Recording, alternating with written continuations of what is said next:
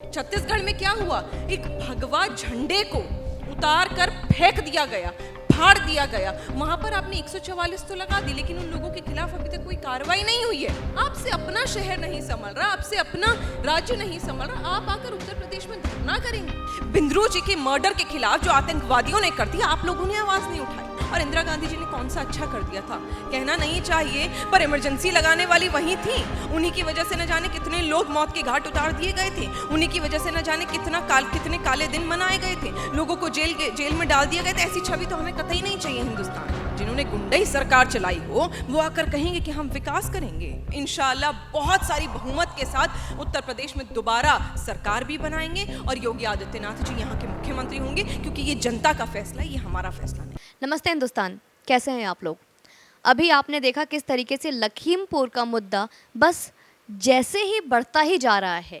एक तरफ जहां पे किसान हैं जिन्हें कि 45 लाख रुपए के साथ साथ एक सरकारी नौकरी और साथ में जो भी इस पूरे किस्से का, इस पूरे वारदात का जो सबसे बड़ा जो भी मुजरिम है उसे 8 से 10 दिनों में सज़ा दी जाएगी, इस बात की सांत्वना मिलती है प्रशासन से। वहीं पे किसान और किसान के परिवार ये कहते नज़र आती है कि हम प्रशासन और जो वहाँ के शासन है, सरकार है, उनसे हम संतुष्ट हैं।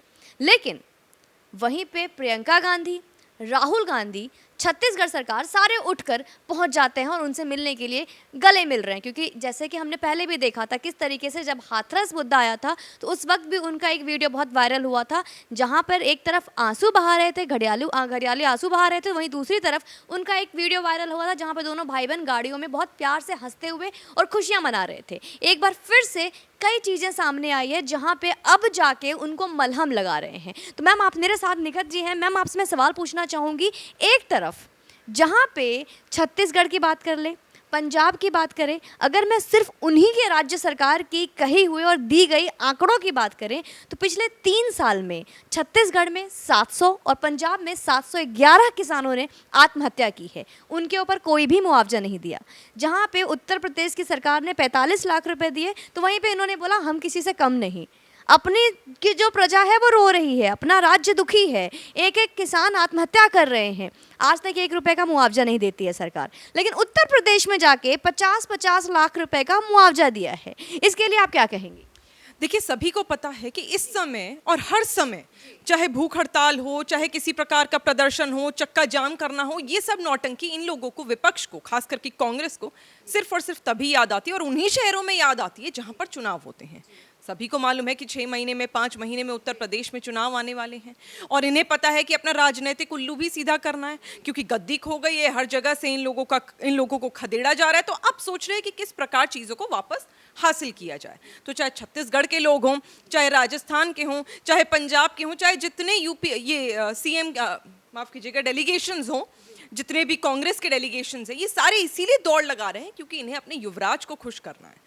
क्योंकि आज इन्हें मालूम है कि आज अगर खुश नहीं करा तो कल को युवराज इन लोगों को भी धक्का मार सकता है, इन लोगों को भी पैरों तले जमीन इनकी खिसका सकता है, और यही हो रहा है। बिल्कुल आपने सही बात कही कि हाथरस के दौरान हमें याद है कि एक तरफ ये लोग चेहरा ये दिखा रहे थे, न जाने कितने दुखी, और इनसे ज्यादा दुखी कोई व्यक्ति नहीं है, और दूसरी तरफ हमने भी देखा था कि गाड़ी में हंसी ठहाके हो रहे थे। आज भी वही हो रहा है।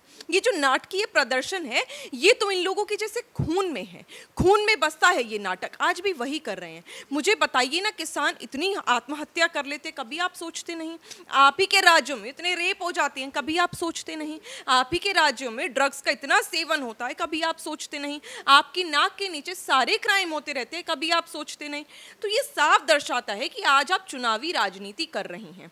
ये इतने सारे जो आप भीड़ में उमड़ कर उत्तर प्रदेश आ रहे हैं, आपको सिर्फ तभी क्यों याद आता है जब चुनाव होते हैं कि चलिए आज एक राज्य को घेरते हैं।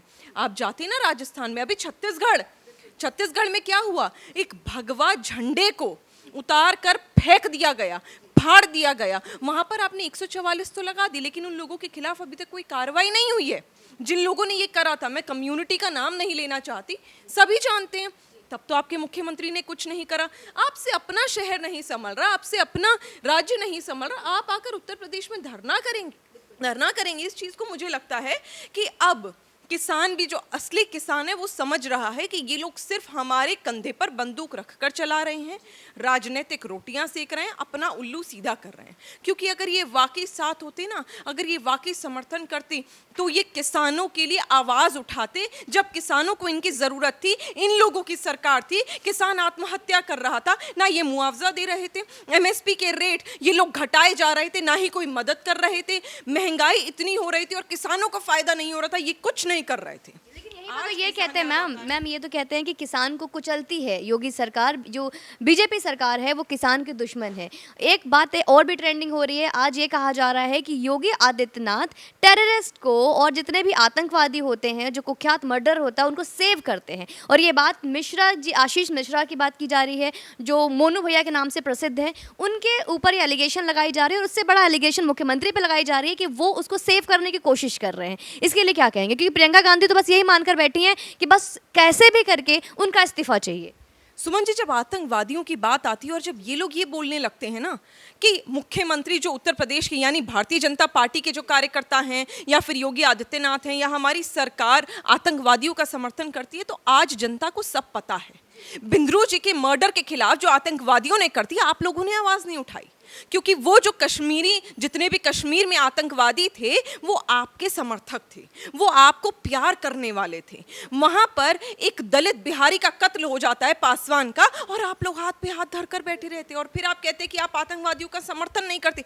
वहां कोई पब्लिक आउटरीच नहीं होता, और आप कहते आप देखिए श्रीनगर में क्या हुआ। ये सारी चीजें जो हो रही हैं, ये कहीं ना कहीं कांग्रेस के सपोर्ट की वजह से हो रही हैं। क्योंकि अगर आप हिंदुस्तान में रहकर, हिंदुस्तान की थाली में खाकर यहीं छेद करोगे, कहने का तात्पर्य ये है कि आप पाकिस्तान का समर्थन करोगे, आप तालिबानियों का समर्थन करोगे, अफगानिस्तान में जो हो रहा है उसका समर्थन करोगे, तो माफ कीजिएगा, आतंकवादियों का समर्थन आप कर रहे हैं। कपिल सिब्बल जी तो कह रहे हैं कि श्रीनगर में जो मुद्दा हो रहा है, कश्मीर में जो मारे जा रहे हैं, चाहे वो टीचर हैं, चाहे वो जिस तरीके जो हादसा हुआ है, इसके लिए भी बीजेपी जिम्मेदार है। प्रधानमंत्री मौन है, चुप हैं, क्यों नहीं बोल रहे हैं?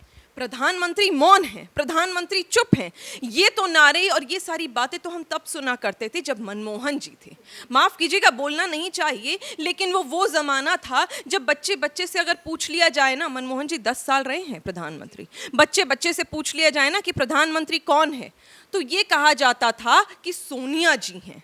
किसी को पता ही नहीं था कि वो सरदार जी हमारे वहाँ पर प्रधानमंत्री हैं, किसी को जानकारी ही नहीं थी। आज आप पूछिए, ये मौन धारण करने वाले आपके प्रधानमंत्री होते थे। हमारे प्रधानमंत्री हमारे माननीय प्रधानमंत्री मोदी जी काम करते हैं और ढाल बनकर इन आतंकवादियों के, आपकी सोच के और हमारे बीच में खड़े हुए, और हमें पता है कि हम सुरक्षित रहने वाले हैं। निखत जी, वहीं पे आज सुप्रीम कोर्ट ने, माननीय सुप्रीम कोर्ट ने फटकार लगाई है। इस बात को लेकर विपक्षियों को मौका मिल गया है, और इस बात को लेकर वो अटहास लगा रहे हैं कि जहाँ पे सुप्रीम कोर्ट ने एक बहुत बड़ी फटकार लगा के बोला कि इतने दिन हो गए हैं, कोई तथ्य सामने नहीं आया है, कोई अक्यूज सामने नहीं आया है, तो शासन और प्रशासन किस तरीके से काम कर रही है। और इतने हल्के में जहाँ पे 8 लोगों की हत्या हो गई है, जिसमें किसान भी माने जा रहे हैं, अन्य लोग भी कहे जा रहे हैं, लेकिन वहीं पे अभी तक कुछ भी सामने नहीं आया है। तो सुप्रीम कोर्ट ने 24 घंटे का वक्त दिया है, तो इसके लिए आप क्या कहेंगे? देखिए, मैं इतना जानती हूँ कि कोई भी व्यक्ति हो जिसने भी ये गलत काम करा है, चाहे वो हमारी पार्टी का होता, वैसे तो है नहीं, या फिर वो विपक्ष का है, उसको कड़ी से कड़ी सजा मिलेगी। सुप्रीम कोर्ट का बिल्कुल अपना दायरा है, और वो अपने तरीके से चीज़ों को मद्देनजर रख रहे हैं, और वो बोल रहे हैं कि इस चीज़ को जल्द से जल्द करने की ज़रूरत है। पर मुझे लगता है कि जब किसी चीज़ की जाँच होती है और जब कोई राजनीतिक मुद्दा बन जाता है, जो आज विपक्ष ने बना दिया है, तो कहीं ना कहीं इसके पीछे बहुत सारे साजिश और षड्यंत्र होते हैं। बल्कि ये इंसिडेंट होने से पहले भी कुछ नहीं भरोसा कि कोई ऐसा षड्यंत्र और साजिश तो नहीं थी विपक्ष की कि चलिए आइए एक राजनीतिक मुद्दा उठाने के लिए इस चीज को हम कर देते हैं। तो उस चीज को भी हमें, मैं बड़े रिस्पॉन्सिबली ये बात कह रही हूँ कि ये भी हो सकता है कि ये प्लान्ड प्लॉट हो, वो जो गाड़ी हो वो किसी तरह इस्तेमाल करी गई हो विपक्ष के द्वारा, और विपक्ष ने उस प्रकार उन लोगों के ऊपर चढ़ा दी हो कि नहीं, अब हम भारतीय जनता पार्टी के कार्यकर्ताओं को, लोगों को, मंत्रियों के बेटे को टारगेट करेंगे। क्योंकि वाकई देखा जाए तो उत्तर प्रदेश में इन लोगों के पास चुनाव जीतने के लिए कोई मुद्दा नहीं है, क्योंकि जो विकास का मुद्दा ये उठा सकते थे, वो विकास तो जनता को मुद्दा क्यों नहीं है? आज जनता हो या फिर जो विपक्ष हो, वो तो कहते हैं उत्तर प्रदेश में बेरोजगारी बढ़ती जा रही है, तो इसके लिए क्या कहेंगे? अलग बात है छत्तीसगढ़ और पंजाब की बेरोजगारी हद से ज़्यादा पार है, 2019 के बाद से कोई भी सरकारी भर्ती नहीं आई है, ये अलग बात है। वो कहते हैं, खुद राज्य सरकार ये कहती है कि हमारे पास पैसे नहीं है, तो इसको लेकर आप क्या कहेंगे? देखिए, पंजाब में, छत्तीसगढ़ में और राजस्थान में जो स्टूडेंट्स जाकर धरना कर रहे हैं उसके बारे में क्या बोलेंगे मुख्यमंत्री? कांग्रेस के लोग उसके बारे में क्या बोलेंगे? प्रियंका गांधी वाड्रा, राहुल गांधी बड़े यूथ लीडर्स बने फिरते हैं। माफ करिएगा, प्रियंका गांधी वाड्रा तो पैराशूट लीडर हैं, आजकल फिर थोड़ा नजर आने लगी हैं। ये मोहतरमा क्या बोलेंगी? इंदिरा गांधी की छवि दिखती है लोगों को? देखिए, इंदिरा गांधी जी की छवि देखने से, उनकी तरह दिखने से, और इंदिरा गांधी जी ने कौन सा अच्छा कर दिया था कहना नहीं चाहिए, पर इमरजेंसी लगाने वाली वही थी। उन्हीं की वजह से न जाने कितने लोग मौत के घाट उतार दिए गए थे, उन्हीं की वजह से न जाने कितने काले दिन मनाए गए थे, लोगों को जेल में डाल दिया गया था। ऐसी छवि तो हमें कतई नहीं चाहिए हिंदुस्तान को। आज के हिंदुस्तान को प्रियंका गांधी वाड्रा की जरूरत नहीं है। हमें उन लोगों की जरूरत है जो सत्य के साथ चले, जो वाकई काम करें। आप पहले अपना राज्य संभालिए, अपने राज्य में बहुमत के साथ जीतिएगा, फिर यहाँ आइएगा, वहां जाकर जनता के लिए काम करिएगा, यूथ को जॉब्स दीजिएगा, रेप्स को रोकिएगा, पंजाब में ड्रग सेवन को रोकिएगा, फिर उत्तर प्रदेश की दौड़ लगाइएगा। आपके खुद के राज्य तो आपके हाथ से फिसल रहे हैं, आपको लग रहा है हाथ में है रेत, लेकिन खोलेंगे तो मुट्ठी में कुछ नहीं। और आप उत्तर प्रदेश की दौड़ लगाएं मत करिए। इस समय विकास की गति तेज है उत्तर प्रदेश में।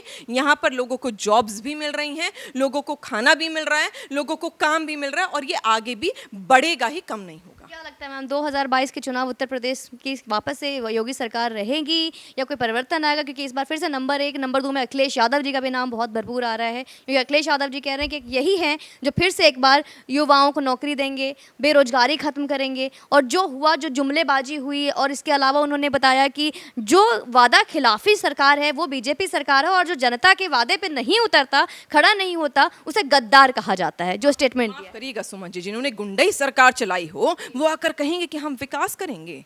जिन्होंने गुंडों के साथ एक महिला मुख्यमंत्री जो रह चुकी है, मैं नाम नहीं लेना चाहती, पूरी दुनिया जानती है किस प्रकार के वहां पर हश्र हुए थे, कारनामे हुए थे, कि जनता भूले नहीं भूल पाएगी। और आप कहेंगे कि अखिलेश जी मुख्यमंत्री बनिएगा। अरे किस प्रकार की राजनीति करेंगे? कब तक आप गुंडों को अपने सर पर बिठाएंगे? आपको भूलना नहीं चाहिए कि 2017 में किस प्रकार उत्तर प्रदेश की जनता ने अपनी मनमर्जी से आपको खदेड़ा था, क्योंकि आपकी गुंडई से थक गए थे, क्योंकि आप लोग पुलिस को इस तरह से ट्रीट करने लगे थे जैसे वो आपके जागीर हों। आप लोग अपने निजी कामों के लिए उन्हें इस्तेमाल करने लगे थे। ये उत्तर प्रदेश की सरकार है और यहाँ पर मुख्यमंत्री योगी आदित्यनाथ जी हैं। मुझे लगता नहीं है, बल्कि मुझे पूरा भरोसा है कि 2022 में हम इंशाल्लाह बहुत सारी बहुमत के साथ उत्तर प्रदेश में दोबारा सरकार भी बनाएंगे और योगी आदित्यनाथ जी यहाँ के मुख्यमंत्री होंगे, क्योंकि ये जनता का फैसला है, ये हमारा फैसला नहीं है। चलिए, मैं एक आखिरी सवाल पूछूंगी, वीडियो काफ़ी लंबी हो जाएगी। जो पूरा लखीमपुर के साथ हो रहा है, अभी जो चीज़ें सामने आई है, इसमें ये बोला जाता है कि 8 लोगों के साथ हुआ है, 4 किसान है, 4 अन्य हैं, पर 4 अन्य कौन है वो सामने नहीं लाते। ये हमारी टीम और हम लोगों ने कोशिश की, और बहुत लोगों ने जाके ये चीज़ें कवर करने की कोशिश की, सामने आई। लेकिन वहीं पे उत्तर प्रदेश सरकार की क्या जिम्मेदारी बनती है कि जो 4 अन्य लोग हैं उनको क्या मुआवजा दिया जाए, सरकार कब उनको नौकरी देगी, उनके परिवार का क्या? जो 4 अन्य लोग जो बीजेपी के कार्यकर्ता हैं, तो सरकार अपने कार्यकर्ता के लिए क्या कर रही है आपकी सरकार? जिन लोगों के साथ भी बुरा हुआ है, जिन लोगों ने अपनी जान गंवाई है, जिन परिवारों ने अपने घर के व्यक्ति को खोया है, हम जो सरकार है, भारतीय जनता पार्टी की सरकार है, योगी आदित्यनाथ जी की सरकार है, वो मुआवजा कौन किस पार्टी का है, कौन किस डिपार्टमेंट का है, ये देख के नहीं दे रही। जाहिर तौर पर अगर कोई किसान है तो उसे भी मुआवजा मिलेगा, कोई भारतीय जनता पार्टी का कार्यकर्ता है उसे भी मुआवजा मिलेगा, और अगर कोई सपा का कार्यकर्ता है ना तो उसे भी मुआवजा मिलेगा, क्योंकि यहाँ पर इंसानियत बड़ी है, कोई पार्टी या कद बड़ा नहीं है। तो इस चीज़ को मद्देनजर रखते हुए सरकार ज़रूर कोई ना कोई जल्द से जल्द कड़ा फैसला लेगी, और जिन लोगों के भी खिलाफ कार्रवाई होनी चाहिए वो होगी, और जल्द से जल्द वो कातिल बिल्कुल जनता के सामने भी होगा और सलाखों के पीछे भी होगा। बहुत बहुत धन्यवाद निखत जी। तो अभी आपने निखत अब्बास जी को सुना, जो बीजेपी के खुद एक स्पोक पर्सन भी हैं, और इसके अलावा अभी एक वीडियो और वायरल हो रहा है दोस्तों। अभी एक वीडियो नया आया है जिसमें कि प्रियंका गांधी बाय बाय करते हुए नजर दिख रही हैं, और प्रियंका गांधी जिंदाबाद के नारे लग रहे हैं लखीमपुर में, और इसको लेकर वो गाड़ी में ये एक ऑडियो सामने आया है जिसमें कि उन्हीं के साथ में बैठे हुए लोग कहते हैं ये तो अच्छा साइन है। तो जहाँ पे किसान मारे जा रहे हैं, जहाँ पे बात ये उठाते हैं किसानों को कुचला जा रहा है, अन्नदाता को कुचला जा रहा है, वहीं पे जिंदाबाद और हंसी ठिठोली की आवाज आ रही है, और ये कहती हैं कि अच्छा साइन है।